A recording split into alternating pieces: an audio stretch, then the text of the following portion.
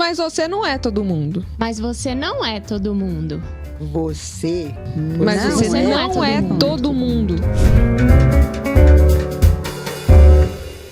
Bem-vindo ao podcast Você Não É Todo Mundo, uma produção do time SPEC da CUCAC, um espaço para a gente falar com gente, sobre gente e sobre como gente pode se desenvolver melhor, se conhecer melhor, para desempenhar melhor suas funções no dia a dia, em suas profissões, em sua vida. Nós estamos hoje com um tema muito interessante, nós vamos falar do socioemocional no esporte. Como é que o socioemocional pode impactar a vida de um atleta, a vida de uma instituição esportiva? E para isso a gente está recebendo aqui 3 pessoas que têm muito que dizer sobre esse assunto.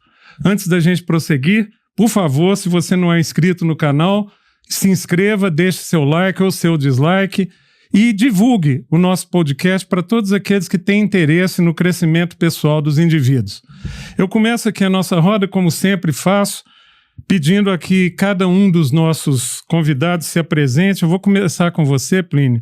Plínio Signorini Filho. Quem é o Plínio? Plínio é um profissional que está há 40 anos no mercado, trabalhando na área administrativa, financeira e comercial.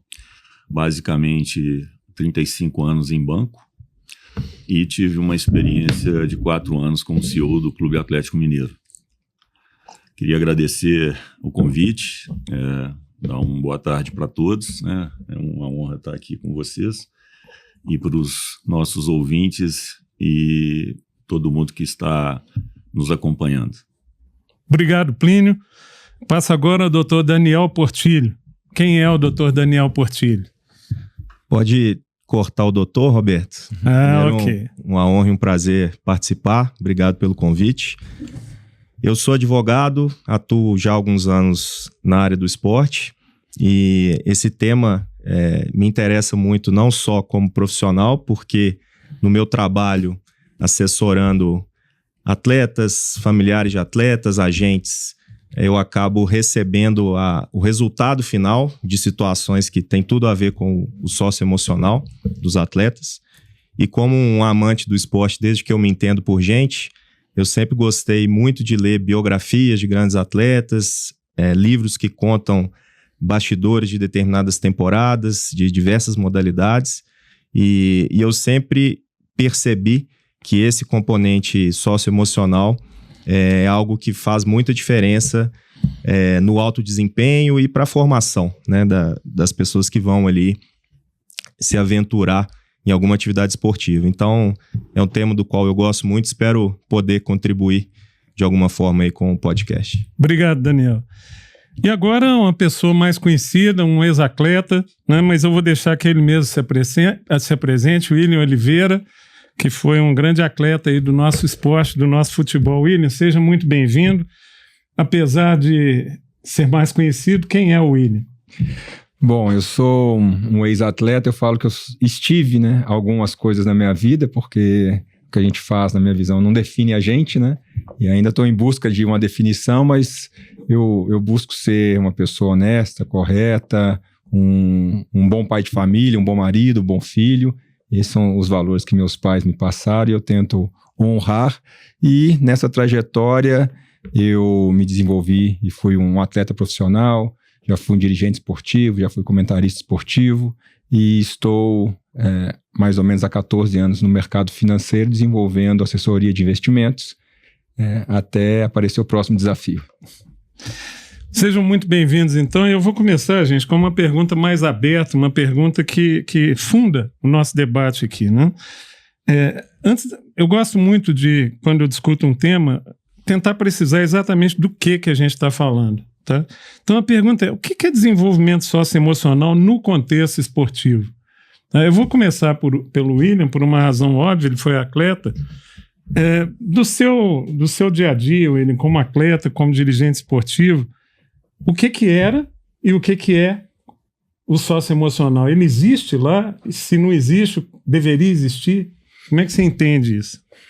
Eu não tenho capacidade de definir tão bem, mas dentro da experiência, da minha vivência, inclusive hoje o que eu entendo que mais falte para os atletas é exatamente esse desenvolvimento socioemocional, uma vez que cada vez mais o atleta ele é exposto mediaticamente desde muito cedo, né? Os seus pais também acabam, né, hoje em dia se tornando quase que celebridades juntos e não estão preparados para toda a carga que vem acompanhando essa exposição.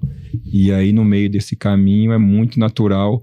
No passado a gente via os atletas se perderem no meio desse caminho e eu vejo que hoje está mais fácil de acontecer esse movimento de, por algum motivo, não se chegar aonde se esperava e se desenvolveu muito a parte física, a parte tática, mas a parte cognitiva, a parte de controle emocional ainda está muito aquém, no meu entendimento, porque a função, o papel do psicólogo esportivo ainda não é respeitado, não é entendido pelos clubes como um profissional que deveria estar acompanhando os atletas desde a sua formação, mas principalmente na transição base profissional.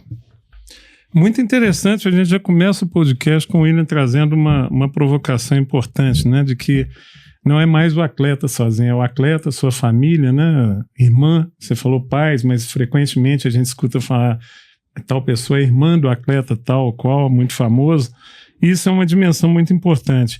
Daniel, na sua visão, como que o desenvolvimento socioemocional no contexto esportivo se torna essencial para a alta performance? Eu acredito que a capacidade dos atletas de entenderem e aprenderem a lidar com as próprias emoções, ela influencia muito na tomada de decisão, não só dentro de campo, dentro de quadra, mas também fora. Então eu, como advogado na área, vejo muitas situações em que o contexto que está por trás de uma discussão contratual, de um rompimento de um vínculo contratual, às vezes de uma escolha de um atleta por um clube ou por outro, ele tem um componente socioemocional e a emoção na tomada de decisão é algo que está muito presente no esporte, mais até do que deveria, principalmente quando a gente fala de cargos de gestão, né?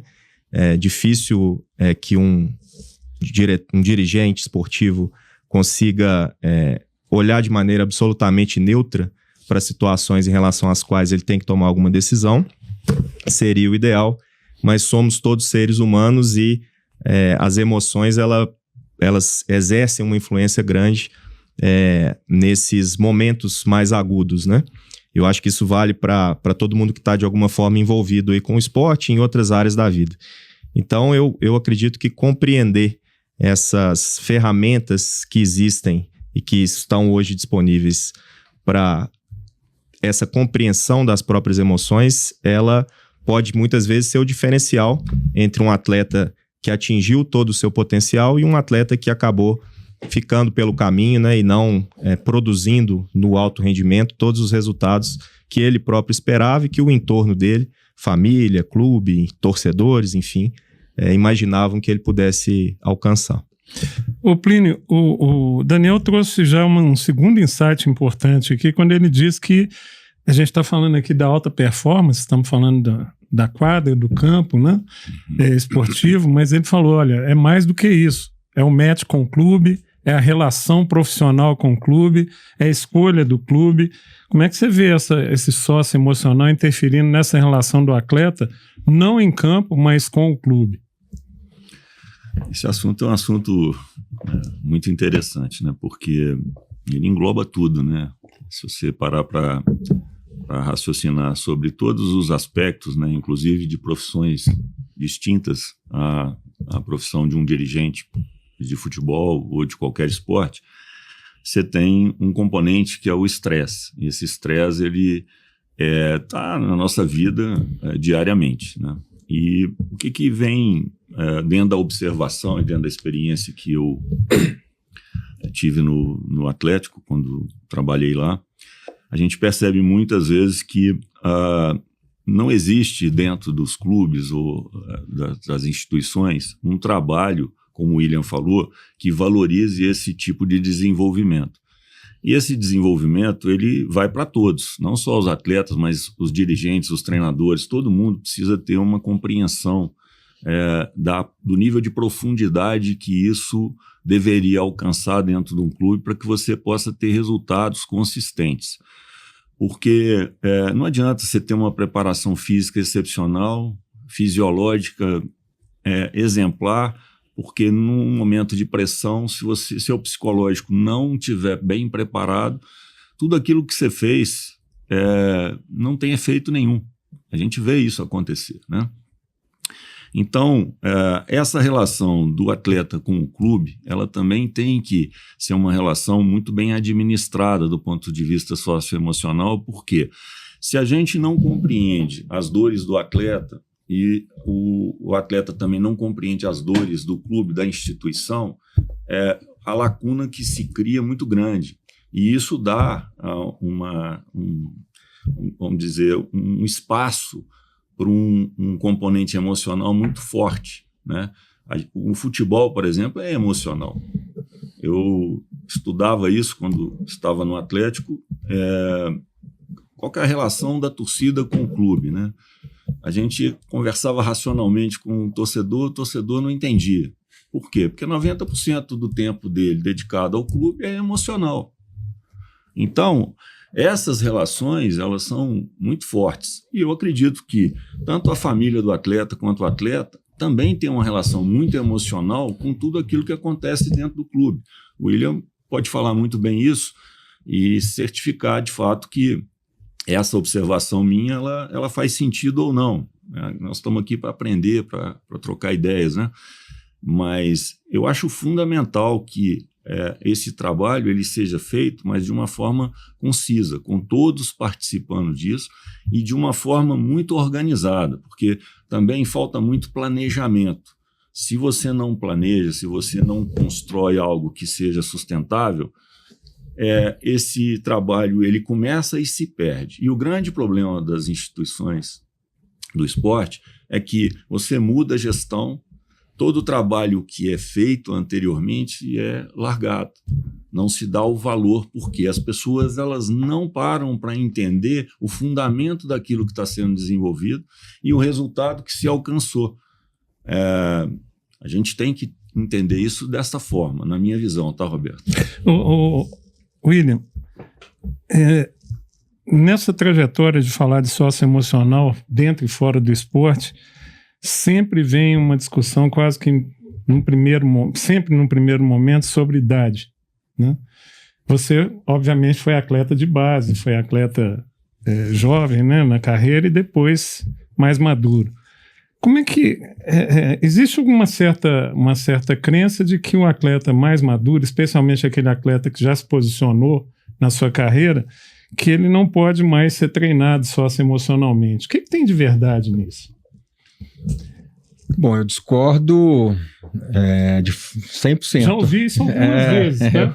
Mas é importante ouvir a opinião de um atleta, né? Eu acredito, até por experiência própria, eu fui fazer minha primeira terapia com 34 anos, quando eu estava para parar de jogar futebol.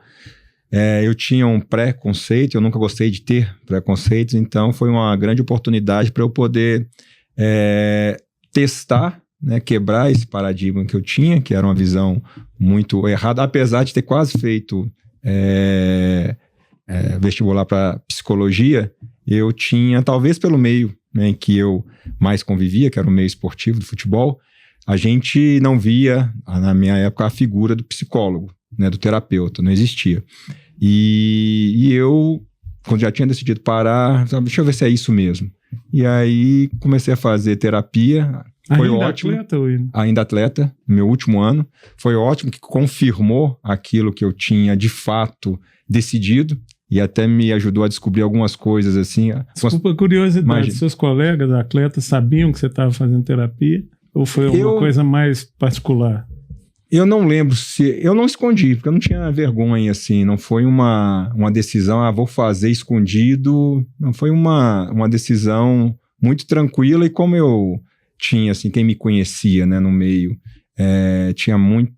muito entendimento de como eu pensava as coisas, e que era uma matéria, né, a psicologia que eu gostava, então era quase que natural, sabe? Ele está fazendo terapia, meio que é normal, porque assim, é um tema que ele gosta, ele lê a respeito, então não seria um absurdo, né?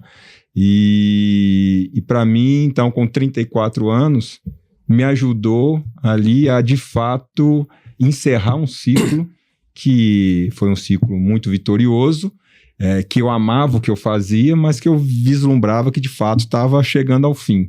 E se eu não tivesse feito, talvez eu não tivesse a tranquilidade necessária depois de parar para permanecer com essa decisão. Mas em que momento da carreira você acha que é mais importante essa preparação socioemocional? Porque o outro senso comum é até pela lógica, né, começar nas categorias de base. Isso é mais ou menos lógico. Mas a pergunta é, em que momento é mais necessário? Você sentiu na sua carreira que um apoio socioemocional teria te ajudado mais? Na minha visão é muito individual, porque pode ser numa transição da base para o profissional, onde você está ali convivendo com aquele turbilhão de expectativas e você ainda não tem a experiência necessária para lidar com todo o holofote que a equipe profissional joga em você, né? Quando você sobe, mas principalmente quando você sobe e se destaca. Então, né, gera toda aquela avalanche de expectativa, de entrevistas, né? Então, isso você... De pessoas interessadas, né, em se aproximar de você para tirar alguma vantagem, mas também pode ser num momento, de repente, em que você já aparentemente está consolidado e daqui a pouco tem uma frustração numa transferência, espera ser vendido com 24 anos, está tudo certo, vem uma lesão e te tira aquela transferência e vira uma incógnita, sei lá, rompe um cruzado num momento ruim, como eu já vi acontecer com amigos meus. E você aí, teve períodos longos de afastamento na sua carreira? Graças a Deus, não vou falar nem graças a Deus, que para mim Deus quer o bem de todo mundo, né? Mas eu, por algum motivo ou por outro, eu tive poucas lesões que me deixaram... A lesão mais séria que eu tive, foram duas, foi uma tendinite que durou bastante tempo para ser sanada, 3 meses, e depois uma que eu tive que passar por uma cirurgia foi uma pubalgia, eu tive que fazer uma operação de pubis, assim, foi um momento bem conturbado. Então, na minha visão, por isso, cada atleta ou cada pessoa tem o seu momento, talvez de maior desafio, e onde, para essa pessoa, aquele momento seria o momento de ter um apoio maior. Mas, para mim, tem que ser 100% da carreira, de qualquer carreira. Não só da de atleta. Legal. Plínio, por favor, deixa eu jogar uma... Não, você não me aperta, não. Não. Eu só queria que você jogasse um pouquinho mais de luz nos atletas de base. O clube sabe, ele tem consciência de que o atleta de base precisa de um suporte, mas obviamente comente aí como você... Eu vou falar de uma observação geral, né, e longe de falar sobre o que eu vivi no futebol, né, mas é mais uma percepção minha. Acho que o que o William falou tem todo sentido, acho que depende muito da pessoa, né, do atleta, né, porque tem atletas que, mesmo na base, eles têm um fundamento familiar mais estruturado e tal, então ele tem mais resistência às questões que vão acontecer e a gente não fica achando que vai ser uma carreira maravilhosa, linda, só com louros, porque, de fato, o futebol não é assim, né? Então, você tem as dificuldades, você tem as lesões, você tem os desafios que acontecem dentro da trajetória, que eles têm que ser administrados, né? Aí vem a questão lá do estresse, né, emocional e tal. Bom, na minha visão, eu acho que o atleta de base que tem uma preparação, que se conhece, porque eu sempre falei o seguinte: qual que é o produto do atleta? Qual que é o produto? É ele. É a mente e o corpo dele. Então, ele é um empreendedor individual. Qual o empreendedor que vai dar certo se ele não conhece o negócio dele? É simples. Então, é uma visão que eu sempre tive. A gente precisa se conhecer. E a partir do momento que você se conhece, dentro do aspecto socioemocional, você começa a trabalhar aquelas suas carências, os seus bloqueios, as dificuldades que você tem. Eu chamo de registro emocional, né? Depois que eu saí do esporte, eu fiz um curso de neurociência para efeito de compreensão das pessoas e entendimento do que é fazer uma gestão mais adequada, né? Entendendo um pouco mais o raciocínio das pessoas para que eu possa me posicionar de uma forma melhor, né? E aí eu vi claramente que coisas que acontecem na vida da gente, que muitas vezes não se transformam em lembranças, né? Você não lembra, mas elas mantêm registros emocionais. E toda vez que você passa por algo que tem a ver com aquele registro emocional, essa emoção toma conta de você e você não consegue administrar ela. Quando isso acontece, você perde a condição de raciocínio lógico, você perde a condição de prestar um bom trabalho, seja no esporte, seja no seu desempenho profissional, em qualquer outro segmento. Por quê? Porque é um gatilho. Então ele vem, ele toma conta de você, você percebe a emoção, mas você não sabe de onde ela está vindo, você não consegue identificar. É o que acontece às vezes com um jogador. Ele está super bem preparado, só que acontece esse gatilho, ele inconscientemente recebe aquela carga emocional no meio do jogo, aí não consegue mais fazer nada. Eu quero pegar esse gancho. Então, se a gente conseguir, dentro do contexto, trabalhar o atleta de base com esse fundamento de preparação, tá? O Willian, graças a Deus, era um cara emocionalmente bem preparado. Ele conseguiu avançar na carreira dele, mas ele, como a maioria, tem poucas pessoas que têm essa condição. Você vai me permitir, eu quero passar essa bola para o Daniel, exatamente nessa linha, Daniel. Do tempo que a gente convive, eu sei que você tem conhecimento com muitos atletas, muitos do basquete, inclusive, é bom que você diga, né? Porque a gente está falando de futebol não é só futebol, é basquete, é vôlei, etc. Você diria que os atletas de melhor desempenho que você conheceu e conhece nesse mundo esportivo têm, de alguma maneira, um componente socioemocional que salta aos olhos, que mostra que ele chega àquele desempenho em função também dessa componente socioemocional, como o Plínio falou, além do fisiológico e da técnica? Eu acredito que sim. Talento no esporte, aptidão física, a gente vê muita gente que tem, né? E quando começam ali em escolinhas, depois passam numa peneira, começam a ascender ali na base de um clube, mas poucos efetivamente viram, né? A expressão que a gente costuma utilizar, né? Viram. Então conseguem fazer uma boa transição para o profissional, conseguem se destacar e permanecer por períodos mais longos com uma maior estabilidade ali, até contratual mesmo. Então eu acho que um dos fatores certamente é a capacidade de se conhecer, se posicionar naquele ambiente, né? Porque são muitas relações humanas ali acontecendo ao mesmo tempo, né? Num grupo. Então cada grupo tem uma dinâmica específica, cada treinador tem uma maneira de comunicar. Então para o atleta, e o que eu percebo, né, na minha vivência no esporte, para o atleta superar tanto os desafios ali técnicos quanto os desafios ali do ambiente, ele tem que ter uma capacidade de lidar com essas emoções acima da média.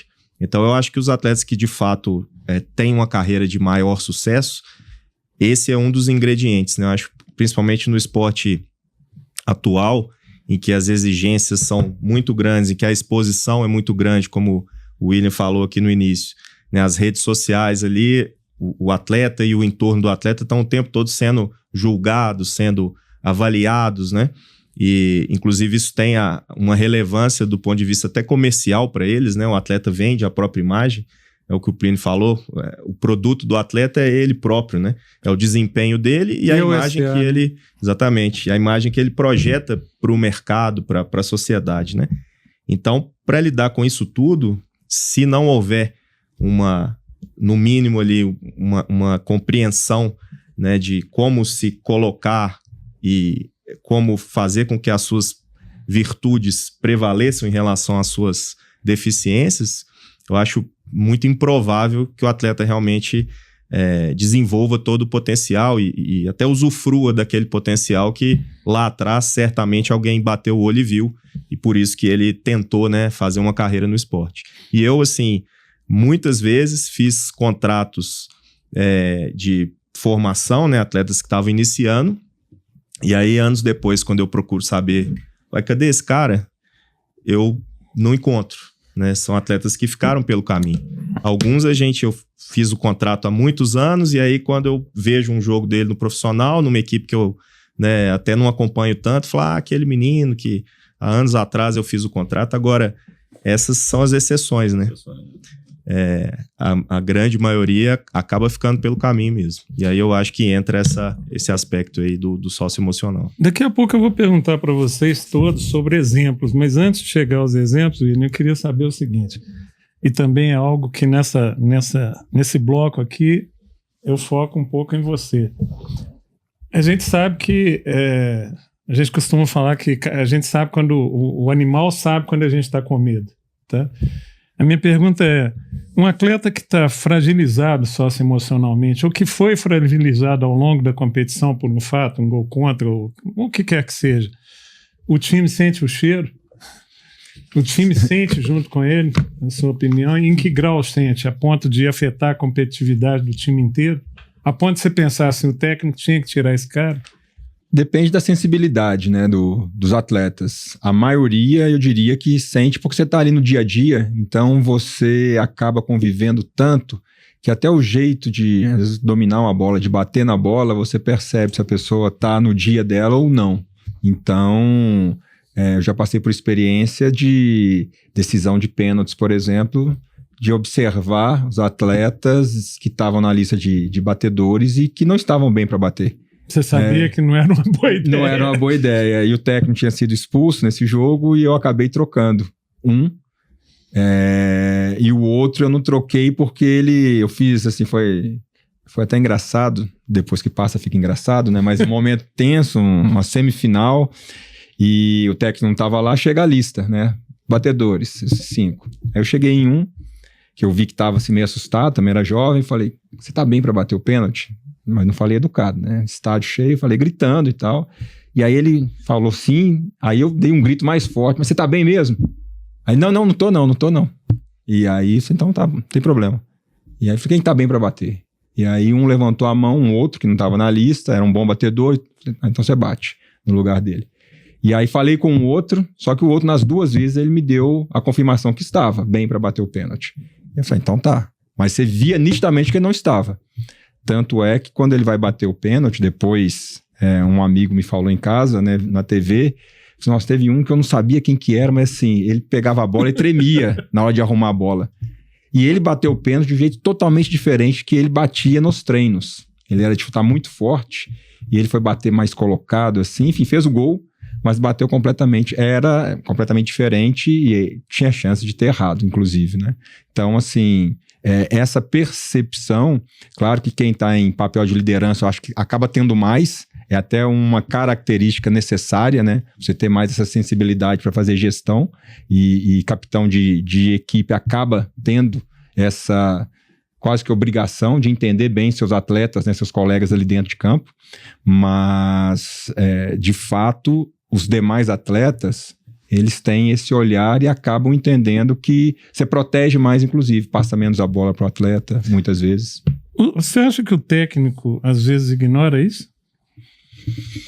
Só, assim, o que eu acredito, eu estou preparando para fazer uma pergunta para o senhor aí, que tem a ver com essa questão do técnico. Eu acredito que se o técnico ignora, é porque ele não percebe. Porque, na minha visão, um líder que percebe que um dos seus liderados não está bem, não está conseguindo desempenhar bem o seu papel, ele está tenso, está sem confiança, e ele mantém o atleta na arena... Ele não percebeu. Ele não percebeu, então é incompetência do técnico para mim, porque tem que tirar.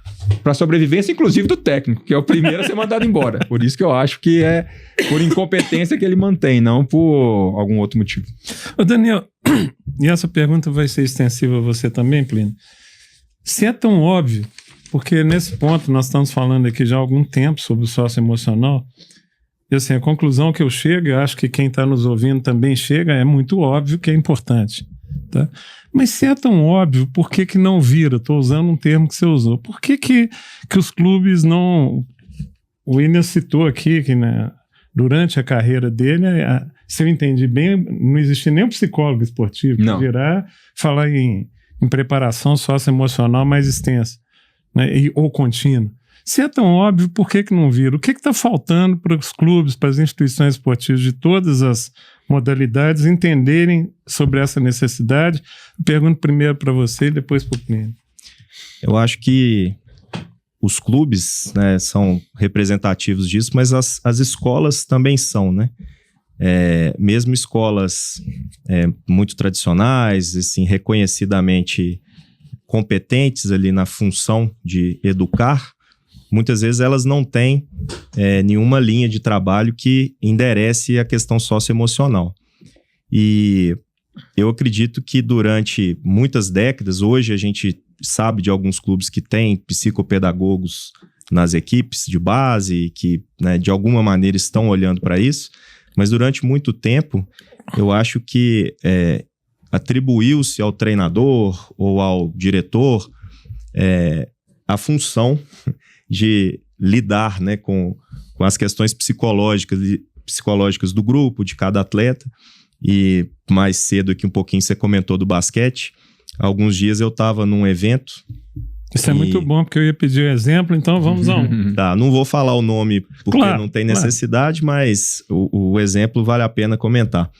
E aí eu estava assistindo uma palestra sobre esse tema, né, da saúde mental de atletas e tal, e aí eu perguntei para um atleta que estava ao meu lado, disputou Olimpíadas pela seleção brasileira, um atleta muito relevante, muito vencedor, que jogou em alguns países da Europa. Eu perguntei se ele teve psicólogo na Itália, na Espanha e na Rússia. E ele falou que não. E então, assim, não é uma realidade só do nosso esporte, talvez só da nossa sociedade, né? Eu acredito que existam muitos outros lugares no mundo em que isso, quando é falado, é uma grande novidade, né? Aí entram fatores culturais e tal. E aí, nesses clubes pelos quais ele passou, e também na seleção e tal, quem fazia esse trabalho era sempre o treinador.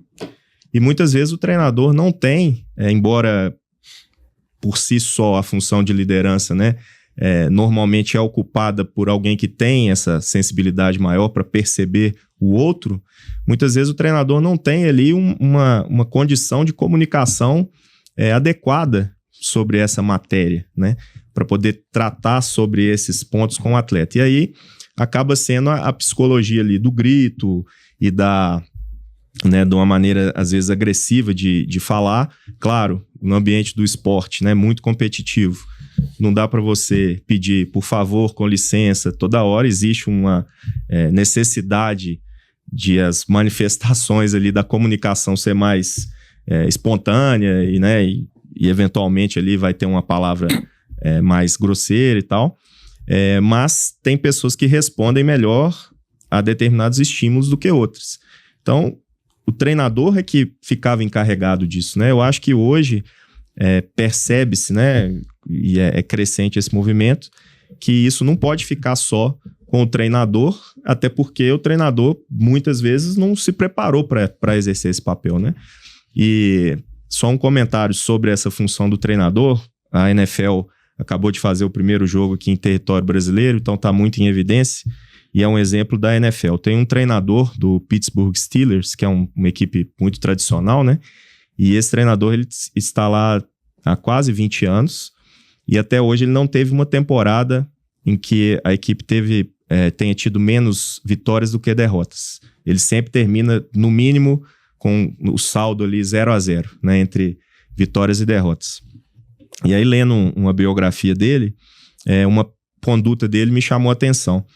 Ele chega ainda, né, todos os dias no centro de treinamento, e a primeira coisa que ele faz é uma ronda ali nas mesas dos colaboradores, nas salas ali dos departamentos, enquanto o pessoal está tomando café.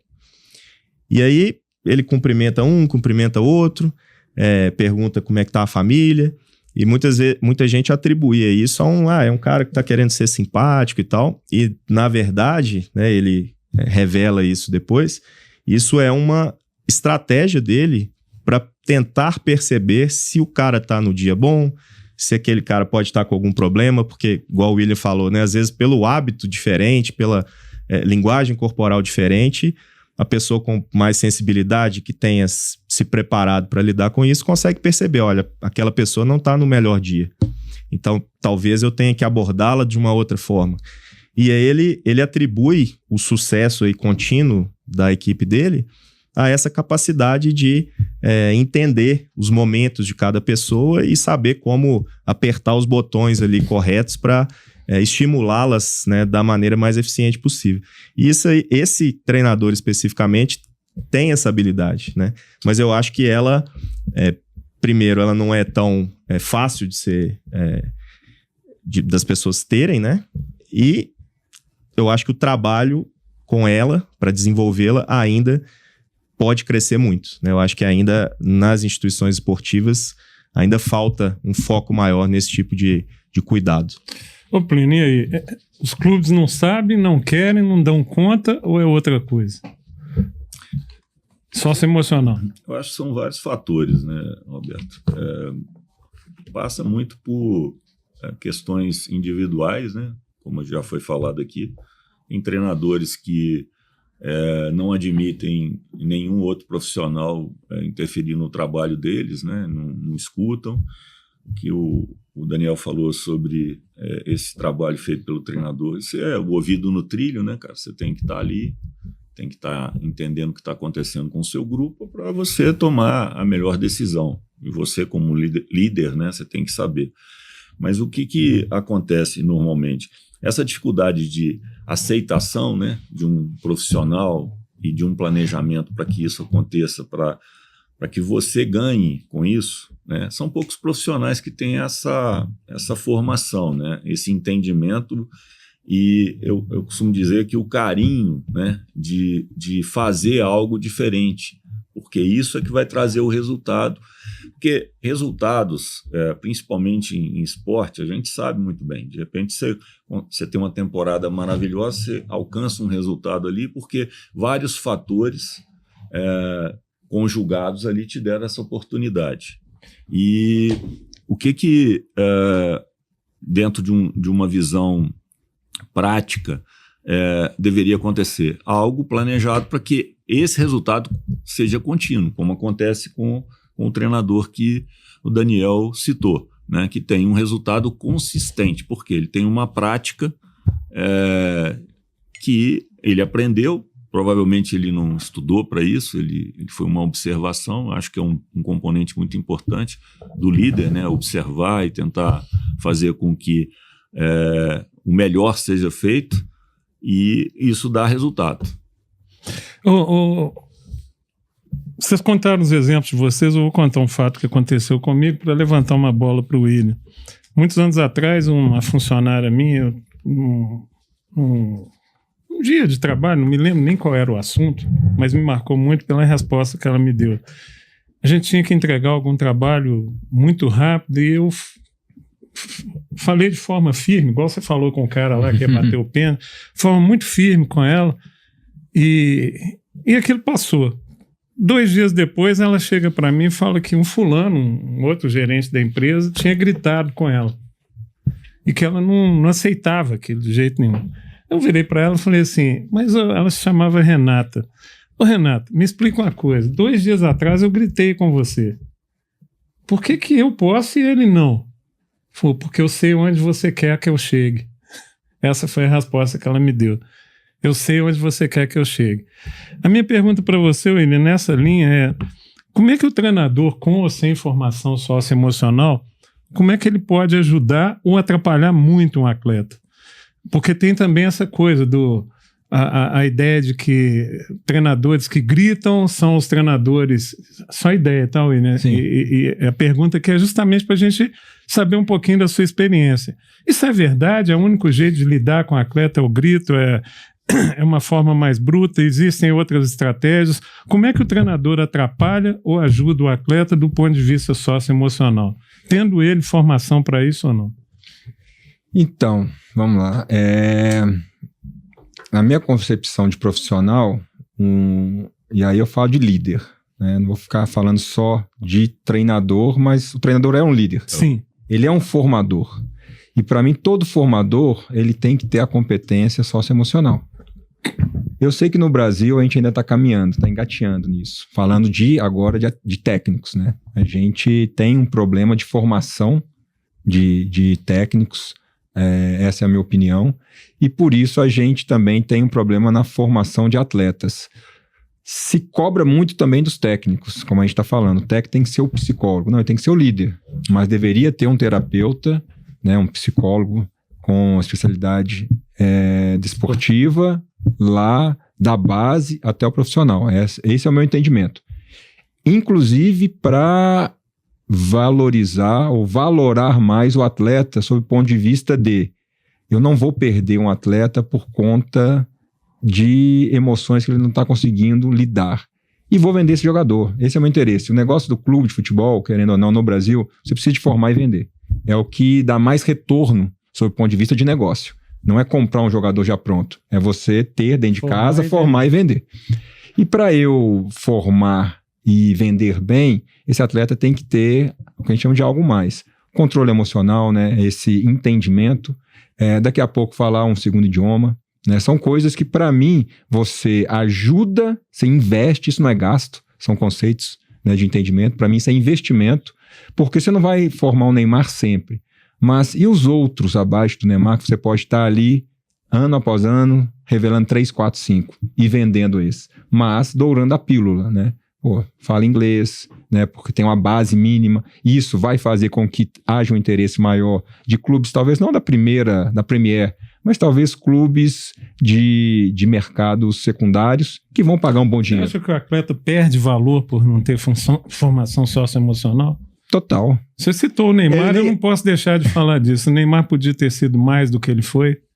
Sem dúvida, em razão disso. Sem dúvida. E aí eu vou além, né? Talvez por conta também do ambiente familiar. Porque você tem as referências, pai, mãe, irmão, irmã, né? E se essas referências também elas não conseguem lidar com o seu sucesso, com certeza isso pode influenciar negativamente no atingimento do seu potencial máximo. Né? É o que parece ter acontecido com o Neymar, na minha opinião. Então, assim, acho que a gente deveria, não tenho convicção, a gente deveria olhar mais para quem a gente contrata, ter um acompanhamento mais de perto sobre essa formação, essa capacidade de liderança do técnico, da formação até o profissional, mas também munir o técnico de profissionais, né, de uma equipe, eu falo não multidisciplinar, mas trabalhando de forma interdisciplinar, porque você, dentro do futebol, tem muitas vaidades, né? Então, daqui a pouco o médico quer tomar a frente, daqui a pouco é o fisiologista hoje que está mais na mão, não pode terminar o treino, tem que terminar mais cedo. Então, assim, é muita gente interferindo. Então, tem que ter um centro, né, um comando, mas todas essas profissões, elas são decisivas para o sucesso do negócio, falando só do campo, sem falar do fora de campo.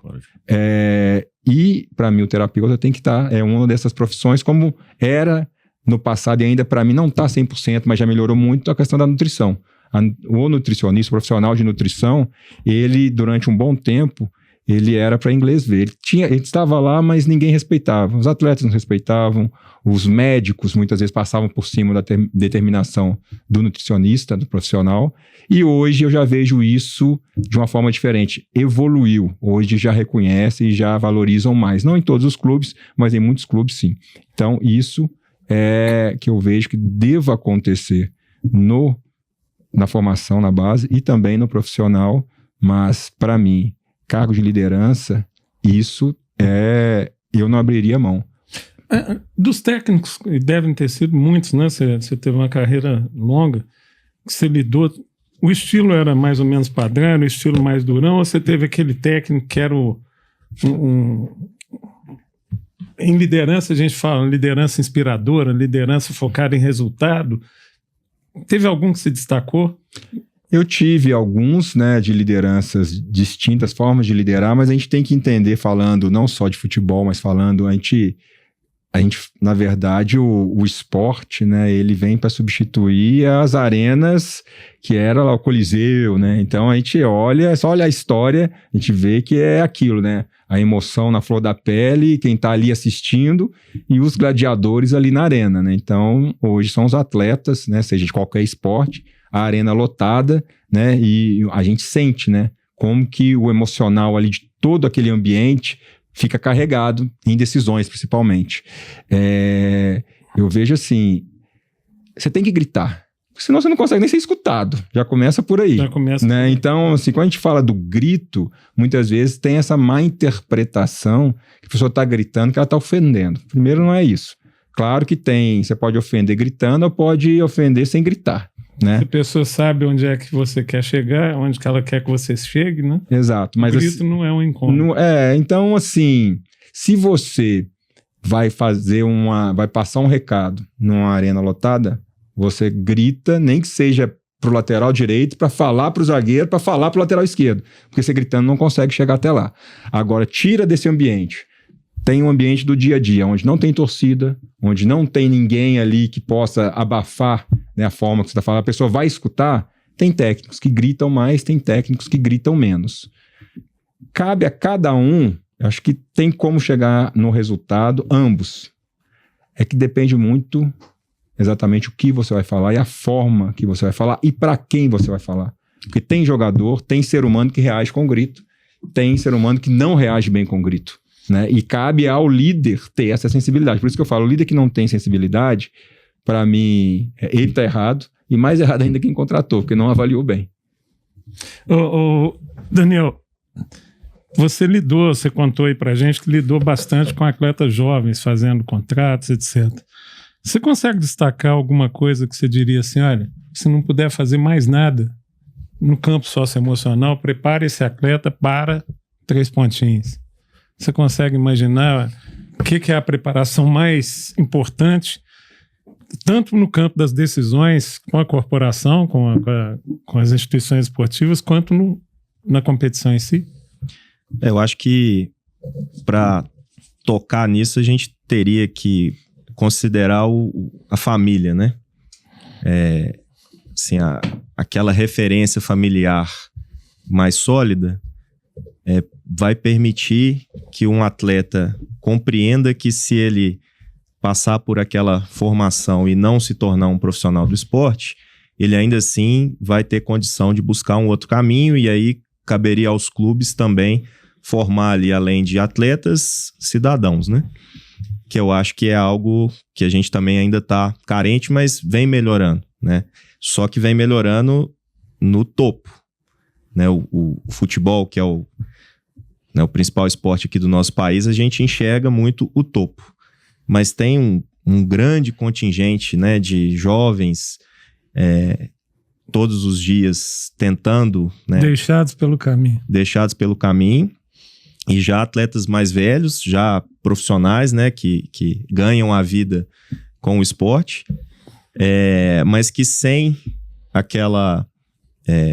no momento de parar, né, e o William relatou bem ali que a dificuldade que é esse momento, né, do atleta entender, olha, a carreira está chegando ao fim, o que eu vou fazer depois? Porque para a vida em geral são pessoas muito jovens ainda, né?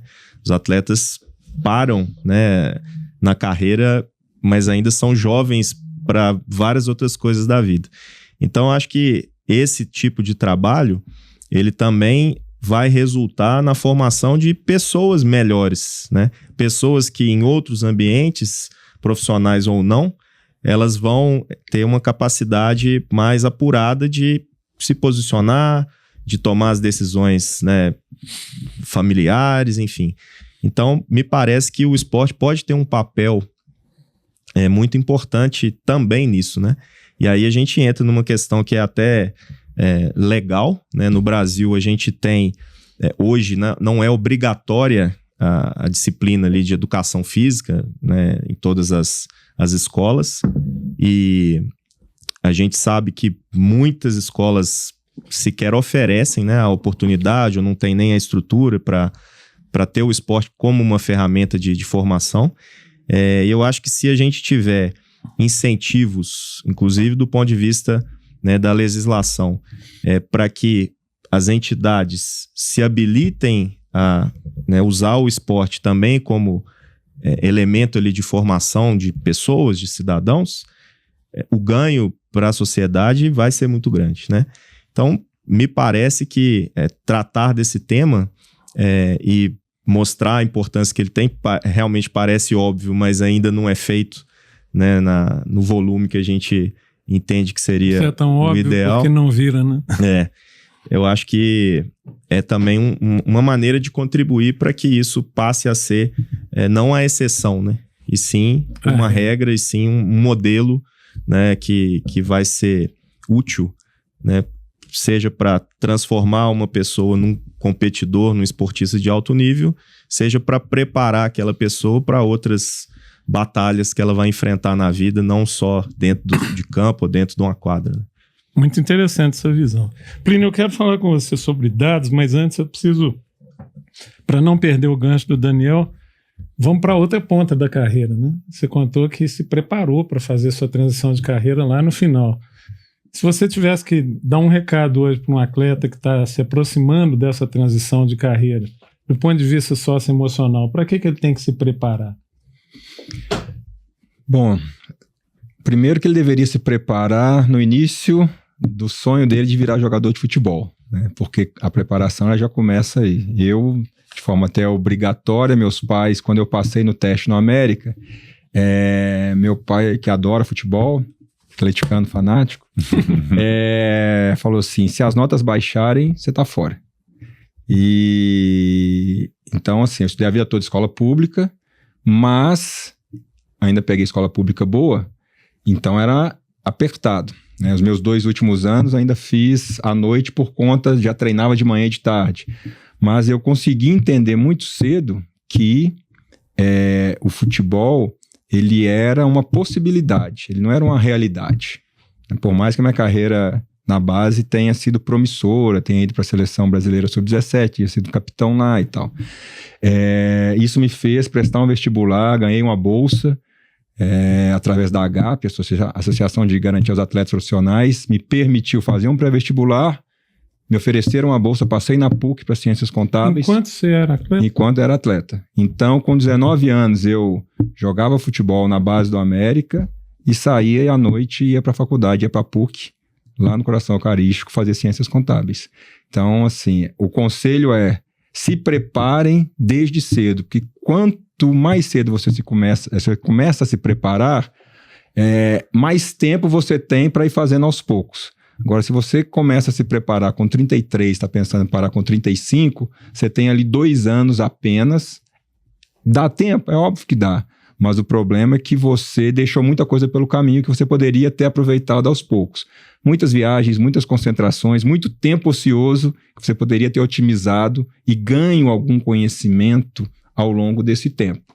Mas a ideia é, você tem ainda uma vida toda pela frente. Então, vá já buscando alguma outra aptidão que você tenha para ir desenvolvendo, e você, se tiver conseguido juntar um patrimônio financeiro razoável, você vai ter um tempo para poder experimentar algumas outras atividades até se encontrar novamente.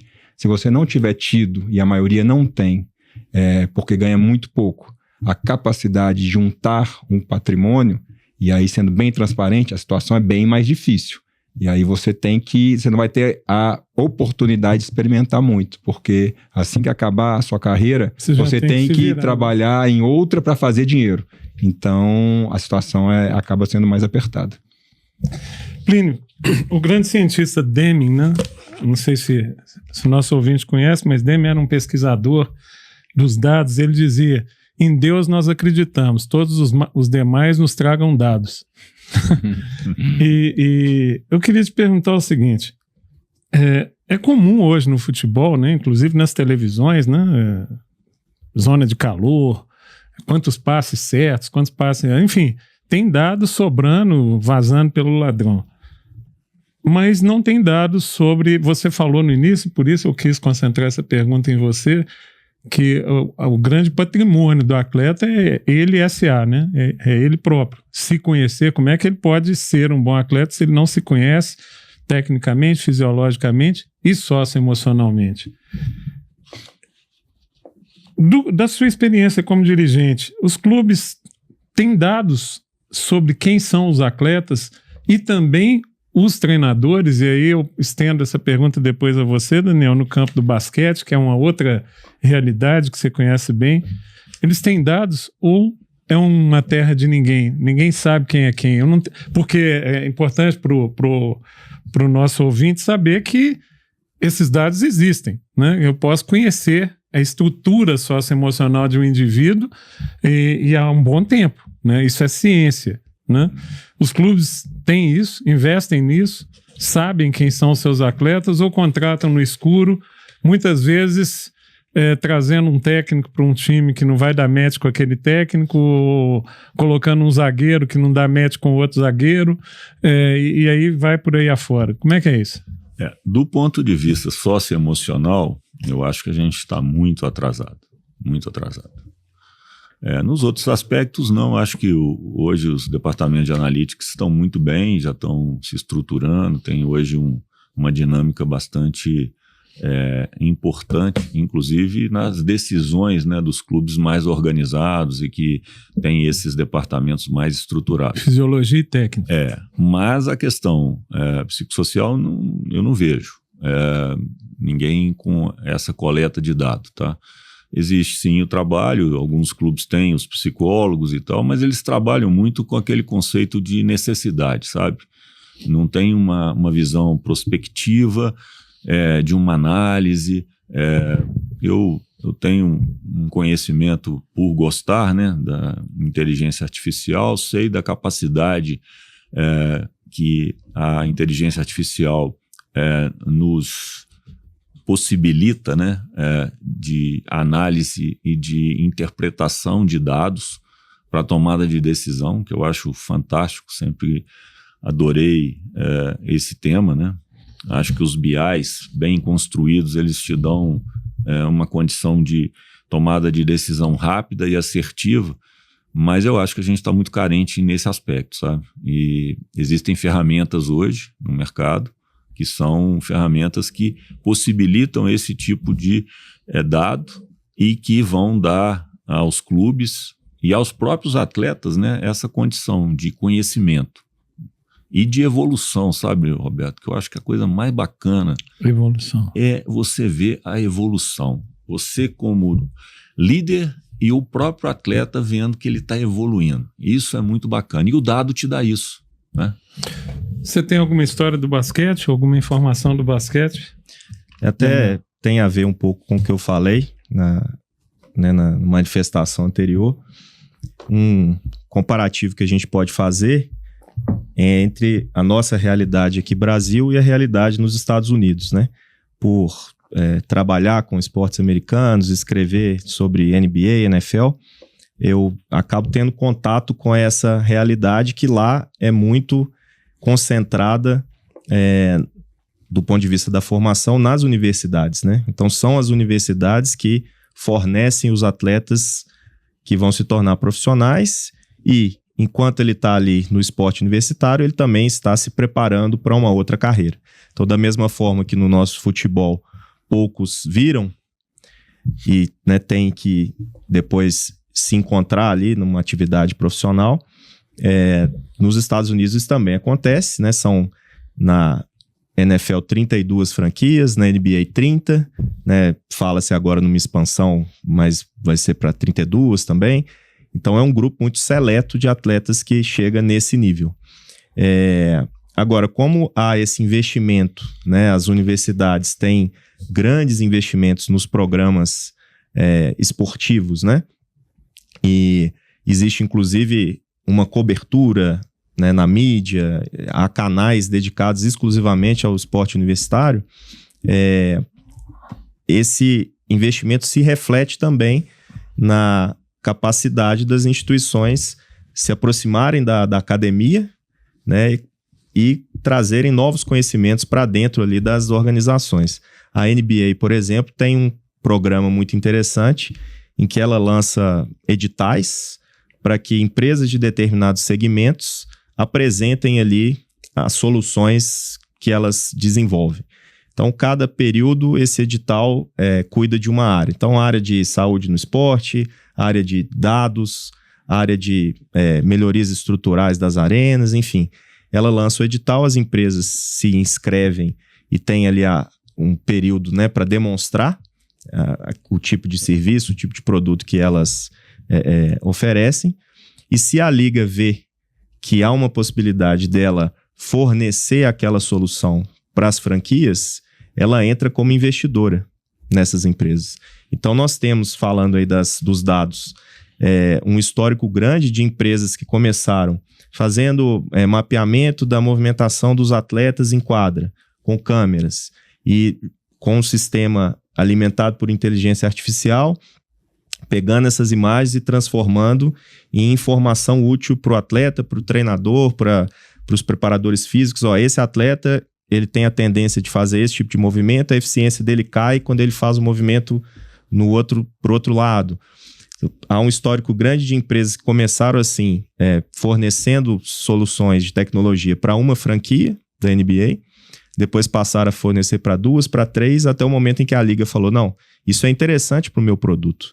Eu oferecer isso para as franquias que fazem parte da minha liga vai fazer com que o produto melhore de qualidade. Então eu vou investir. E aí essas empresas passam a ser fornecedoras da liga. Uhum. Isso só é possível porque nas fases iniciais, e aí no caso dos Estados Unidos isso está muito voltado para as universidades, existe esse cuidado, né, em entender quais elementos, fora dos elementos tradicionais do esporte, que a parte física, a parte de fisiologia, a parte técnica, quais elementos podem contribuir para que o desempenho esportivo seja o melhor possível, né?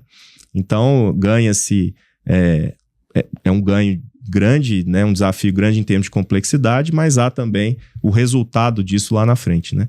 Então, eu vejo que a gente tem de onde buscar inspiração. Claro que a nossa realidade é muito diferente, né?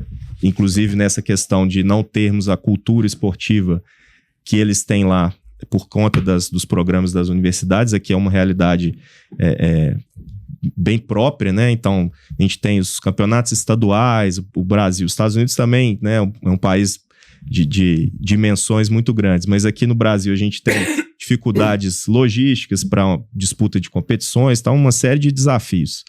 Mas há conceitos que são usados lá fora que são adaptáveis para a nossa realidade. Só que precisa haver uma abertura para isso acontecer, né? É preciso que as pessoas enxerguem valor nisso para que elas se disponham a buscar esse tipo de informação. Você levantou a bola para mim quando você falou das federações. Eu vou trazer um tema, acho que não vou querer transformar aqui esse podcast num programa esportivo. Mas é um tema que tem permeado o imaginário do brasileiro que gosta de futebol. No passado recente, eu acho que desde 2014, vocês já imaginam do que eu vou falar, né? Seleção brasileira, né? A minha pergunta para vocês é fato que em 2014 eu perder de 7-1 para a Alemanha, pelo menos conversando com as pessoas que são próximas de mim, havia um sentimento de uma perda emocional muito grande, né? Era mais do que perder da Alemanha, era perder alguma coisa a mais que ninguém sabia definir o que era. Mas desde então, e aqui acho que vocês podem discordar desde quando, né? Seria interessante cada um falar, a seleção brasileira se viu numa crise da qual ela parece não sair, né? E nós estamos gravando esse podcast 3 dias depois do Brasil perder um jogo para o Paraguai, o que não é nenhum demérito, com todo respeito ao Paraguai, mas eu sou de um tempo em que o Brasil jogava com os times sul-americanos e, salvo o Uruguai e Argentina, os demais era basicamente cumprir a tabela. E isso deixou de ser assim há muito tempo. Começando com você, William, o Brasil tem uma crise socioemocional hoje na seleção? Ou é mais do que isso? É mais do que principalmente isso? É mais do que isso. 7-1 acho que demonstrou para o mundo que a gente não é mais a potência que a gente era, né? Se perdeu o medo Uma coisa é respeito, né? A gente respeita o Paraguai respeita o Brasil, mas antes as seleções temiam o Brasil, né? E emocionalmente isso não é bom, né? O medo te trava. E aí muitas vezes o Brasil ganhava o jogo antes de entrar em campo. Ou só de entrar em campo já ganhava o jogo, né? Porque os outros jogadores ficavam ali paralisados, né? E hoje a gente não tem mais isso. Eles sabiam que iam perder, só não sabia de qual. Hoje não tem mais isso e ficou, acho que, muito evidente no 7-1 e de lá pra cá a gente vem... Assim, vamos lá também, a gente ganhou em 70 e depois só foi ganhar em 94, né? Tudo bem que teve a seleção em 82, que foi um exemplo pro mundo, né? Guardiola tá aí sempre falando disso, né? Que viu o Brasil como jogava. E aí tem o futebol, uma partida só pode acontecer, mas a exceção de 82 a gente depois não teve, né? Assim, até 94, e mesmo o título de 94, né? Pelos brasileiros, pelo menos, a gente fala que foi uma vitória, mas não foi a vitória com a forma como o Brasil tinha vencido antes e até perdido em 82. Jogando futebol vistoso, alegre, bonito, pra frente. Né? E até em 50, exatamente. Então, para mim, a gente está com uma crise muito maior que socioemocional. Mas o socioemocional tem uma componente importante, essa é a minha provocação, né?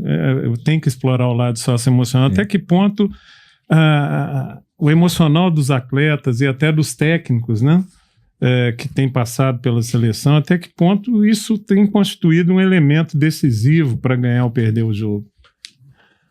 Você traz a responsabilidade quando você veste a camisa amarela, né, de ser uma seleção pentacampeã, e a cada insucesso o peso aumenta, né? A responsabilidade aumenta. E aí sim, quando você tem uma seleção de jovens atletas, uma seleção com técnicos que não têm toda essa bagagem, principalmente internacional, que o Brasil também deixou de ter, né? Mesmo que para a Arábia, mas o Brasil tinha técnicos que dirigiam a Itália, por exemplo, né? A gente teve Lazzaroni lá atrás, dirigiu lá na Itália, a gente teve Zagallo, com o próprio Parreira, então a gente exportava técnicos, né? A gente deixou de fazer isso. Quando a gente deixa de fazer isso, por algum motivo, a gente deixa de ter também os técnicos tendo esse entendimento mais profundo de como o futebol mundial hoje evolui. Porque, pelo menos para mim, essa questão de eu vou lá, fico lá uma semana fazendo um intercâmbio. Isso não você não adquire o conhecimento que você precisaria. Fica um ano lá, mesmo que você não estiver trabalhando, você fica um ano acompanhando de perto. Aí sim, mais uma semana, 2 semanas, para mim isso não é um intercâmbio ideal, você não tem o aprendizado necessário. E mais que isso, a gente não consegue mesmo trabalhar, né? Os técnicos brasileiros nas principais ligas, a gente não é nem cogitado mais. E quando você traz os atletas da Europa para cá, principalmente, você tem um técnico brasileiro que só trabalhou aqui, os atletas, por mais que não queiram, mas eles não respeitam tanto. Eu torcia muito para o Ancelotti vir por conta de toda a trajetória do Ancelotti, que ele seria mais do que qualquer um atleta hoje da seleção brasileira. O Ancelotti tem mais história como jogador e como técnico. Então, assim, o respeito ele seria natural. Agora, o técnico que não tem essa bagagem, o líder que não tem essa bagagem, ele tem que provar diariamente, com as suas ideias, com a sua estrutura de jogo, de que o que ele está propondo vai ser vencedor. E quando não você vai perdendo a confiança dos seus liderados. Daniel, eu tenho uma temos uma crise socioemocional na seleção? Eu tenho uma teoria sobre essa questão que o William falou dos treinadores e do Brasil não exportar mais treinadores. Pelo contrário, né? Hoje a gente importa bastante e discute-se se a seleção brasileira não deveria, né, ter um treinador estrangeiro, e a possibilidade do Ancelotti aí seria um ponto de virada nisso. Eu acho que treinadores que foram muito vitoriosos, né, nacionalmente, eles ficaram talvez pelo caminho por não terem capacidade de se comunicar com uma geração diferente de atletas que chegou e que hoje é a geração que está na seleção brasileira, né? Então o perfil do atleta mudou muito nas últimas décadas, e aí tem a ver com tudo isso que a gente vive aí da comunicação, né? Do excesso de informação que que a criança recebe ali desde muito cedo, né? A gente tem, com o telefone celular, literalmente o mundo na palma da mão, né? Então, assim, se você pega... de vez em quando aparecem uns vídeos assim, né? A delegação da seleção brasileira chegando por um jogo na década de 90 ou nos anos 2000, início dos anos 2000, e a delegação chegando hoje. É bem diferente o perfil, né? Sem julgar o que é melhor, o que é pior, não tem certo e errado, né? São características diferentes. E talvez o socioemocional pudesse ter um papel importante em tornar mais eficaz essa comunicação. Eu acho que qualquer treinador que chega a uma seleção brasileira, ele tem, né, qualidades, né? Senão ele não teria tido os resultados que o colocaram na condição de chegar à seleção. Porém, num ambiente como o da seleção brasileira, em que a pressão é muito grande, os holofotes são muito grandes, não existe mais esse quase que um temor reverencial, para usar uma expressão do direito aí, pela seleção brasileira. Então, todo mundo acredita que pode vencer o Brasil. Essa questão do psicológico, do emocional, eu acho que ela tem um peso maior até do que no clube. E a seleção se reúne ali durante poucos dias, né? Então, o treinador não tem ali tempo suficiente para poder amadurecer junto com aquele grupo de atletas. Então, essa é uma dificuldade a mais que no clube não existe. Então, talvez num ambiente como o da seleção, um cuidado com o socioemocional pudesse mitigar um pouco essa dificuldade, né? Os treinadores entenderem melhor quem são esses atletas mais jovens que vão receber a mensagem de uma forma diferente do que os atletas de outras décadas recebiam, e como fazer com que eles desempenhem tudo aquilo que eles podem desempenhar. Eu acho que num ambiente como de seleção, talvez o peso disso seja até maior para situações ali de tiro curto, né? Competições que duram semanas, né? 6 jogos, né? Plínio, tem uma crise socioemocional na seleção? Ou é mais do que isso? Muito mais do que isso? O que é mais do que isso nós já sabemos, mas qual é o peso do socioemocional? Eu concordo com tudo que foi dito aqui. Acho que o peso do socioemocional ele é grande. E isso passa por uma crise também de identidade, né? Que acaba agravando a questão socioemocional. Por quê? Quando você perde a sua identidade, que é aquilo que você sabe fazer in natura, né? Aquilo que vem de berço, e você é coibido a desenvolver aquilo que você traz como sua essência, você acaba se perdendo. Aí você tem que ter um trabalho socioemocional muito grande. Eu vi uma entrevista de um treinador, não sei se o William vai concordar comigo, mas eu achei assim absurdo. Falando que num treino, se o atleta dá um passe de 3 dedos, ele para o treino e manda bater de chapa. Então é o seguinte, isso para mim é um elemento de crise. Por quê? Porque se você tira a essência da habilidade do brasileiro de jogar futebol, e aí você vê alguns exemplos, né, que eu fico tentando entender por que o Vinícius Júnior joga muito bem lá no Real Madrid e chega na seleção brasileira ele não consegue ter desempenho. Aí você começa a pensar, falando, mas por quê? Porque lá tem uma estrutura e tem uma condição de confiança de que as coisas que o treinador está implementando vão funcionar, que dá a ele a tranquilidade para ele jogar. Chega na seleção brasileira, ele não tem a mesma tranquilidade. E aí, o socioemocional dele deve pesar, porque ele não tem o suporte que... Ele deve pensar assim na hora lá, pô, cara, aqui não é o Real Madrid, cara, eu não vou ter o... E agora? Eu vou ter que resolver sozinho, aí o cara se perde.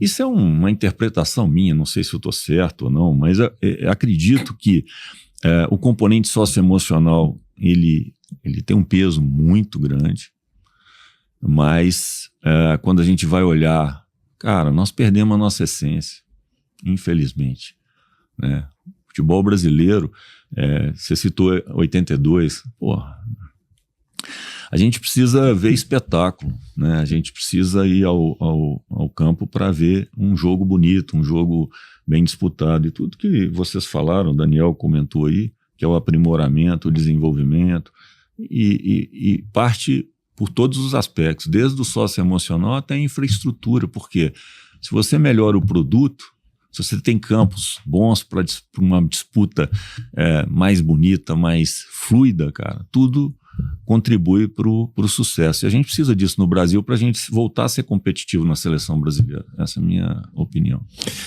Eu vou introduzir o último assunto, mas antes dele eu queria deixar a minha opinião também, né? Do que eu acho que aconteceu com a seleção brasileira. Dessa aí. Eu já contei essa história aqui no podcast, acho que já contei, mas acho que ela se aplica muito fortemente ao que está acontecendo no esporte brasileiro, na seleção em particular, né? O filme chama-se, se não me engano, Além das Nuvens, e é contada uma história no filme muito interessante. Umas pessoas contratam Sherpas para subir uma montanha, né? E começam a subir. Os Sherpas, para o ouvinte que não sabe, são os carregadores que levam os mantimentos, enfim, para subir a montanha numa expedição. E num dado momento eles estão subindo a montanha e todos os Sherpas param e se sentam, né? E aí o líder da expedição vira para quem contratou os Sherpas: o que está acontecendo que os caras sentaram, né? Aí ele respondeu assim: não é nada de especial, não, é que nós somos rápidos demais e as almas deles ficaram para trás. Então eles pararam para esperar suas almas. Né? Eu acho que é o que aconteceu com a seleção brasileira. Nossas almas, eu acho que é mais do que técnica, acho que é mais do que fisiologia, até porque a fisiologia hoje é muito mais desenvolvida, mas eu acho que está faltando a alma. Né? E aí eu introduzo o último assunto que, na realidade, foi levantado pelo William. Eu vou começar com você, Plínio, que é a questão da rede social, né? Da realidade do que está fora de campo. Aí vale para o atleta de basquete, recentemente tivemos a Olimpíada, né? Tivemos também a Olimpíada, a Paralímpica, né? Mas o que está fora do campo cria muita... em todas as modalidades, cria às vezes pressões que não existem, né? Eu me lembro de ter visto uma disputa de natação na Olimpíada em que o narrador dizia: fulano vai ganhar, fulano vai ganhar, fulano vai ganhar, e de repente o fulano não ganhou e aquele cara deixou de ser importante, aqueles cortes televisivos, né? Bom, já que ele não ganhou, então ele não é mais importante, cancela o cara e vamos para outro esporte, né? Eu ouvi agora, depois do jogo Brasil e Paraguai, um comentarista dizendo: olha, o Brasil não tem craques mais. Ele não tem craque que ele se referia. Eu não estou aqui defendendo a ideia dele, estou colocando para o comentário. Ele dizia: o Vini Júnior não é um craque. Ele é um grande jogador, mas não é um craque. No sentido do... Se todos concordarem, cada um pode eleger o seu, né? De um Ronaldinho Gaúcho, de um Zico, tá? Ele não é aquele grande que marcou uma geração inteira, né? Qual que é o papel dessa expectativa externa? Qual que é o papel da imprensa? Tá? E em particular a imprensa, eu particularmente acho que a imprensa também precisa entender o seu papel nesse jogo, né? Qual que é o papel das redes sociais e como que esses atletas estão menos preparados hoje, né? No seu tempo você deu esse depoimento e não tinha rede social, né? Era mais fácil, você não estava tão exposto, né? Qual que é o papel, começando por você, Plínio, da imprensa? Como é que ela atrapalha esse sócio emocional do atleta? Como é que a gente... E eu saí lá das almas, né? Como é que a gente recupera essa alma com quem está de fora e que engoliu um 7-1, passando agora a ajudar, né? E não atrapalhar. Você começou bem na pergunta, depois você me complicou, né? Mas tudo bem. Roberto, assim, primeiro, o que vende, né? Partindo por esse pressuposto, né? Você vê que normalmente rede social vende e dá ibope para as coisas que são negativas, a maior parte delas, né? Sim, sem dúvida nenhuma. Eu aprendi um negócio que foi fora do futebol, numa visita a um cliente meu, ele falando, ele era da área de telecomunicação, e aí a gente estava falando sobre rede social, e ele falou um negócio interessantíssimo, e que poucas pessoas entendem e praticam, tá? Na telecomunicação você tem que saber separar o ruído do sinal. Olha que coisa interessante. Se você separa o ruído e se concentra no sinal, você tem uma comunicação adequada.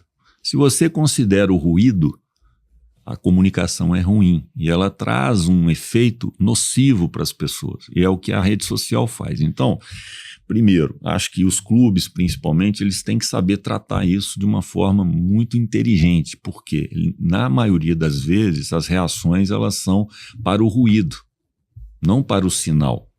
Então, eu fiquei pensando isso, falei, pô, cara, isso é impressionante como cabe, como encaixa nisso. E a imprensa, ela também produz ruído, entendeu? Porque uma opinião, ela não é efetivamente aquilo que está acontecendo ou que prevalece, é uma opinião. Então, você pode considerá-la como ruído. O que você não pode considerar como ruído é algo que efetivamente está acontecendo. E aí vem a questão do socioemocional, de você, conhecer o clube que você trabalha, o fundamento que existe lá dentro para que você tenha a estrutura necessária para lidar com aquilo ali. Então, acho que se houvesse esse entendimento por parte da mídia, a rede social eu nem falo, porque tem pessoas ali que nem são conhecidas, são perfis falsos, né, que não tem nenhuma representatividade, mas pelo Ibope, por aquilo que acontece, né, os likes, etc. Contagem de seguidores. Contratam seguidores, fazem um monte de coisa e acabam sendo relevantes. Por quê? Porque as pessoas estão dando ouvido ao ruído. Então, acho que a imprensa poderia fazer um papel melhor nisso. Acho que a rede social incontrolável, não dá para controlar. O que tem que saber é entender e saber separar as coisas. Essa é a minha opinião. Porque senão a gente vai ficar sofrendo, cara. E como é que a gente ajuda, Daniel, o atleta? Eu vou estender até para o dirigente a separar as coisas. Como é que ele sobrevive a um mundo de rede social? Já que ela existe, o Plínio já vaticinou aí que não tem como controlar isso. Esse tema da saúde mental dos atletas, ele ganhou evidência, né, nos últimos anos. Nós tivemos a Simone Biles, né, ginasta, uma das maiores da história. Exemplo. Nas Olimpíadas de Tóquio, ela deixou de participar de algumas finais por uma decisão consciente de que estava havendo um prejuízo à saúde mental dela. A Naomi Osaka, tenista, também se afastou durante um período por conta da questão da saúde mental. Alguns atletas da NBA vêm levantando essa bandeira nos últimos anos e falando abertamente sobre isso e quebrando até alguns tabus. E eu acho que uma das coisas que mais contribui para abalar a saúde mental de um atleta, de uma pessoa pública, de modo geral, é o ruído que o Plínio descreveu. Então eu acho que para as pessoas que, como eu, né, prestam serviços a atletas, a entidades esportivas, ajudar a encontrar maneiras de separar o ruído da informação que é útil, da crítica que é construtiva, é essencial para que aquele aspecto que é nocivo desse excesso de informação com o qual nós somos bombardeados, ele não chegue na cabeça, né, de quem está ali na ponta final, né, de quem vai finalizar para o gol, de quem vai fazer uma manobra, um movimento na ginástica, porque são gatilhos ali que podem ser acionados com a pressão exatamente no momento mais importante das competições, né?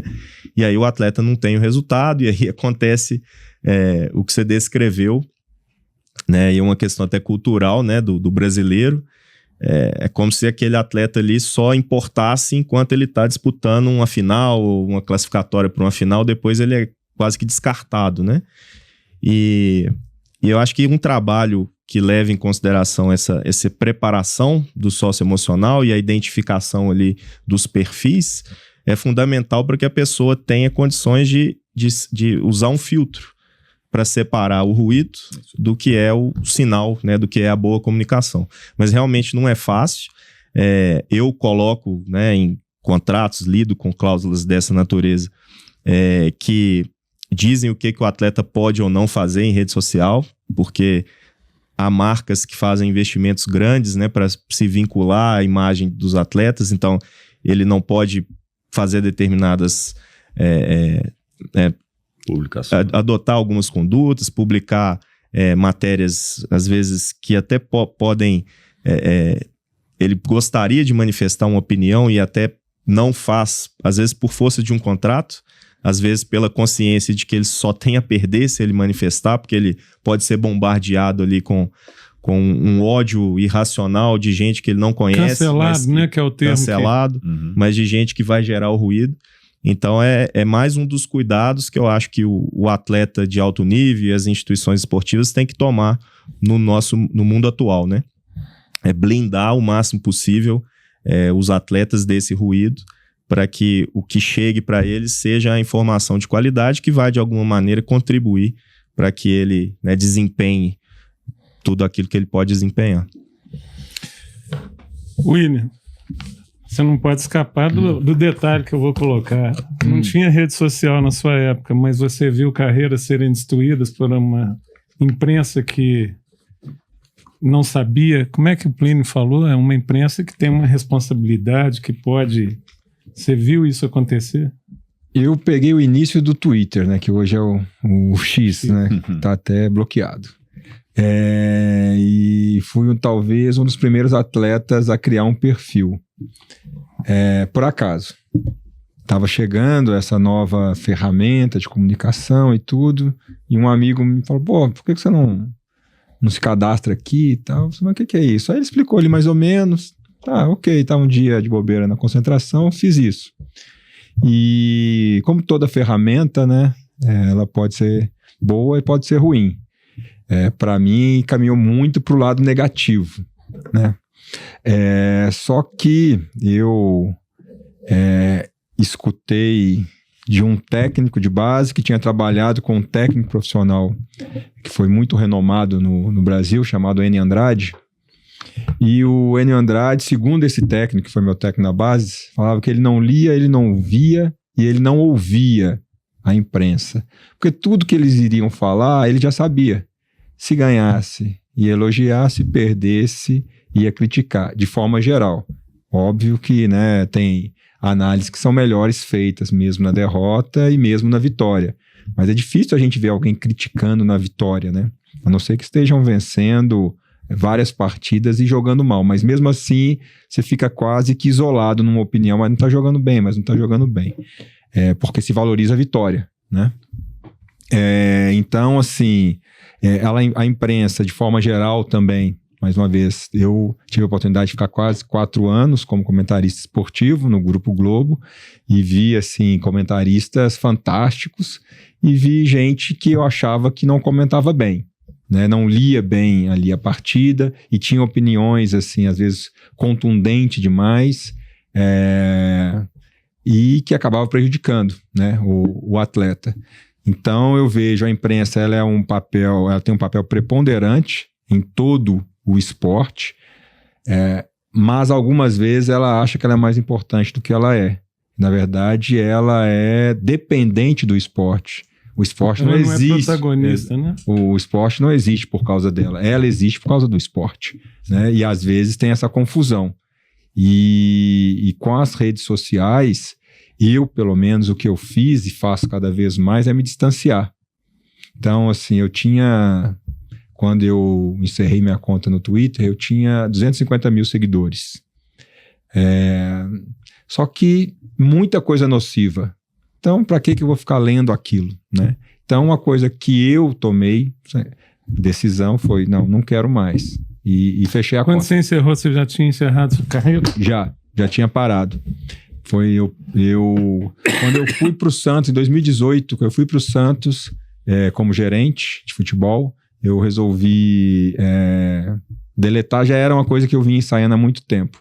Assim como outras também, Facebook, eu já quase não movimento tenho, mas eu tenho alguns amigos fora do Brasil, então isso acaba me prendendo, mas eu praticamente não entro em Facebook para falar as mais, né, populares. E tem o Instagram que eu praticamente também não publico nada, assim. Ano passado eu comecei a transformá-lo, né, o meu perfil só em perfil profissional, mas praticamente não entro para ver as coisas, assim. E para atletas, falando de atleta, eu sou a favor do atleta ter cada vez menos contato com essas opiniões. Não que ele vai ficar alienado, mas o atleta também no dia a dia, ele sabe quando ele joga mal, ele sabe quando ele joga bem. Não tem como não saber. Ele, não precisa. E a opinião, né, a raiva que tem na internet, né, o ódio ali que alguns manifestam, direto ou indiretamente, acaba te atingindo. Então, eu sou da opinião lá do Enio Andrade. Para que eu vou ficar me expondo a isso? Eu acredito que os atletas deveriam ficar mais distantes e os clubes, né, cada vez mais tomam essa decisão contratual. A Premier League saiu, acho que ontem, antes de ontem, ela puniu um jogador do Tottenham que fez um comentário considerado racista contra o Son, que é companheiro dele. Então, e depois, de uma brincadeira, ele, né, se manifestou de um jeito que a gente brinca, só que acabou pegando mal, ele ligou pro Son, enfim, cobrou, ele pediu desculpa, o Son aceitou, mas mesmo assim a Premier League puniu com, acho que 3 jogos de punição sem jogar e mais uma multa. Então, assim, isso está sendo levado muito a sério, né? Então, para que o atleta vai ficar correndo o risco de, às vezes, uma manifestação, e nem foi no Twitter, foi numa entrevista. Então, assim, hoje em dia, o atleta tem que ter muito cuidado, e uma forma dele se precaver, se prevenir, é ter menos exposição, porque ele já é muito exposto. Então, quanto menos exposição, eu acredito que seja melhor. Você estenderia isso aos técnicos também? Total. Todo mundo que tem ali uma vida pública, eu tive um técnico que falou que, óbvio, falando para a camada de cima, né, que a gente tinha salários diferenciados da maioria porque a gente precisava ter uma vida diferenciada. Seria cobrado isso da gente. Então não adianta o jogador reclamar porque, mas eu não posso ir na padaria. É a parte onerosa, né? É a contrapartida. Então você ganha muito, ganha 1 milhão, ganha 500 mil, ganha 100 mil, ganha 50 mil. Tudo isso que eu estou falando é muito dinheiro. Quanto mais dinheiro você ganha, normalmente mais obrigações você tem, ou deveria ter. E menos espaço na sua vida pessoal você vai ter. É o preço que se paga. Então, os técnicos também são assim. A comissão técnica, ela tem um pouco mais de liberdade, tirando o técnico, porque eles são menos reconhecidos. Então, o auxiliar técnico tem mais espaço. Então, pode fazer. Fisioterapeuta, mas é o preço que se paga. E se não quiser pagar o preço, vai fazer outra coisa. Gente, nós estamos caminhando para o final. Eu queria que cada um agora desse um resumo final, falando do sócio emocional, né? O que você vê para o futuro? Né? Eu particularmente sonho ironicamente com o dia, porque a gente vê os comentaristas falando, não, porque o atleta tal tem que entrar mais pela esquerda ou pela direita, ou então ele tem que correr mais, fisiologia e técnica. Eu sonho com um dia que ele vai falar assim, não, alguém tinha que chegar para ele e falar assim, respira fundo, né, porque o problema aqui é que você está muito nervoso e... Né? É claro que isso não vai acontecer, é claro que eu estou sendo irônico, mas eu queria que você encerrasse, cada um de vocês, a participação, falando o que pensa para o futuro, o que vocês estão vendo da realidade do esporte nesse momento, do ponto de vista socioemocional, e se vocês acreditam que isso vai mudar de alguma maneira nos próximos anos. Plínio? Eu acho que, dentro da minha visão, eu ficaria muito feliz se, principalmente vindo aí das organizações que são responsáveis pelo espetáculo, né, tanto no futebol quanto nos esportes especializados, tivessem o carinho de fazer um diagnóstico profundo sobre tudo que está acontecendo, para que essas conclusões, né, diante desse diagnóstico estabelecido, pudesse ser considerado algumas coisas que eu particularmente acho interessante, que é introduzir dentro do processo de treinamento não só o psicossocial, mas coisas que hoje eu acho que são fundamentais dentro do desenvolvimento do profissional, do esportista, do cara que está buscando alta performance, né? Então, meu sonho é esse, é ver que os clubes, as instituições, a própria CBF, de fato, assuma esse papel e valorize esses aspectos. São aspectos hoje que estão deixados de lado e que cada um tem que se virar. Só que a cobrança, ela é desproporcional pelo investimento que é feito. Por quê? O investimento está sendo feito do ponto de vista financeiro e sem o nível de preparação adequado. Então não adianta você pagar bem o profissional, dar ele um bom salário, exigir dele uma série de coisas, mas você dá para ele alguns fundamentos que são importantes, como fisiologia, nutrição, a parte física, que hoje o futebol cada vez mais é super disputado, o basquete também, o futebol americano, todos os esportes aí, cada vez mais dentro do ponto de vista de desenvolvimento físico, são extraordinários, né? A gente vê aí atletas aí no atletismo batendo recordes em cima de recordes, mas a gente percebe que falta um tripé aí, né, de trabalho que pode ajudar muito. E eu acho que o Brasil, por ser um país bastante emocional, acho que esse ponto seria fundamental dentro do desenvolvimento de cada atleta. Obrigado, Plínio. Daniel, qual que é a perspectiva de futuro e como você tem uma visão mais de todos os esportes, como é que você vê qual está mais avançado?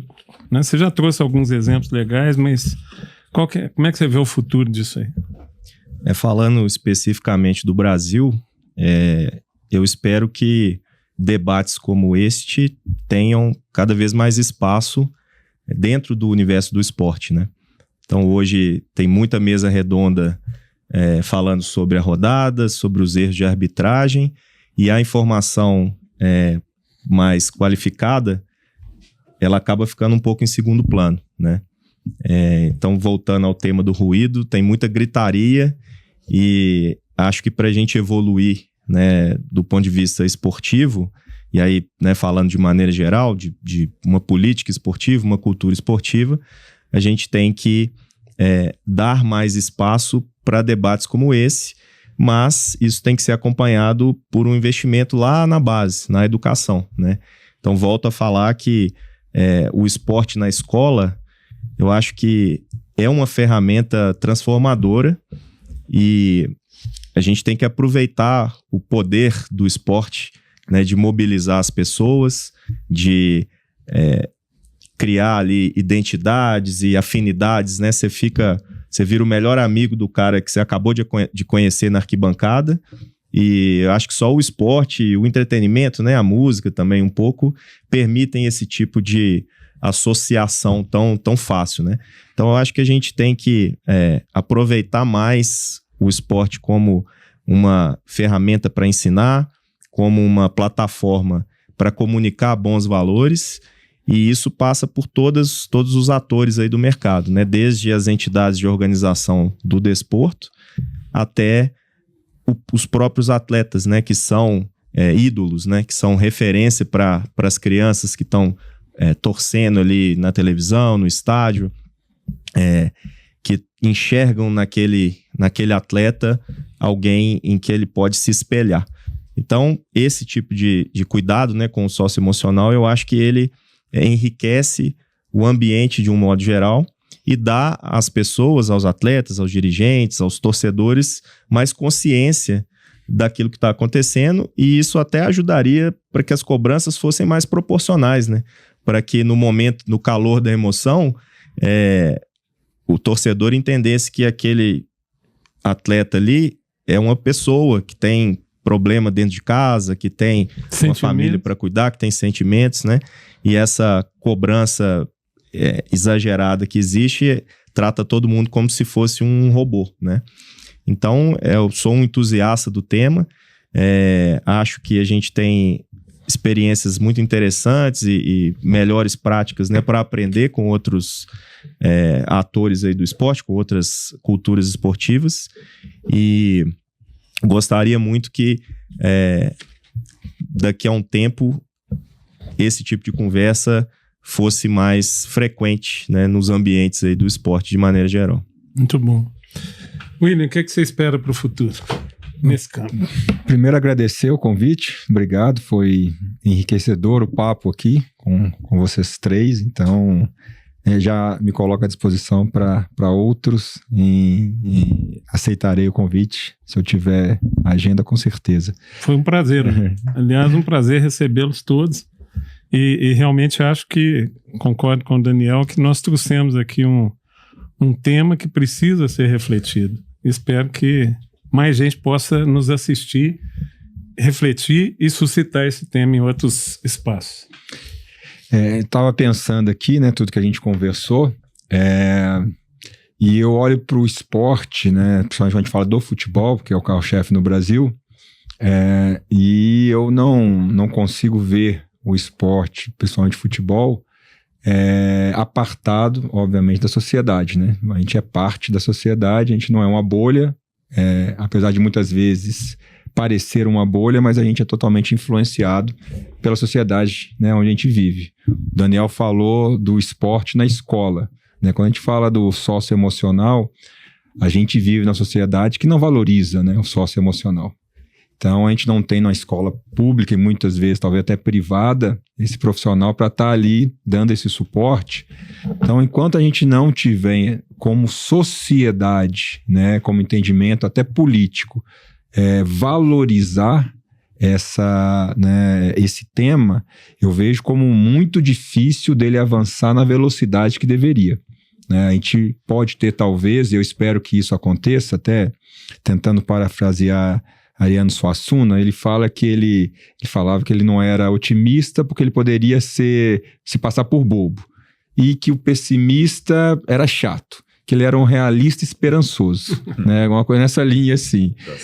E eu tô mais inclinado pro lado dele, assim, ser realista e esperançoso no que diz respeito à evolução do tema, mas eu vejo que se a gente tiver, talvez, né, falamos de filmes aqui, livros, Moneyball, né, o homem que mudou o jogo, ele comprou uma ideia, abraçou uma ideia e ele revolucionou. Em que pese ele não ter vencido, mas ele revolucionou o beisebol, né, quando ele passa a adotar ali a estatística, né, a seu favor. Eu acredito que enquanto não houver um clube que abrace, né, esse tema socioemocional, e entenda e valorize, veja que ele pode usufruir e ter bons frutos desse investimento, a gente vai ter muita dificuldade. Porque no Brasil, assim, a gente vai copiar o que é certo, o que está vencendo. O que ele está fazendo? O Palmeiras era referência. O que o Palmeiras está fazendo de correto?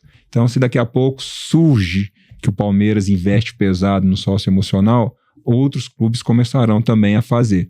Como é um retorno de médio e longo prazo, então isso torna um pouco mais difícil ainda, mas eu tenho essa esperança de que alguém abrace, entenda primeiro, veja valor, e aí invista, mas sem essa expectativa de que em 1 ano, 2 anos, 3 anos.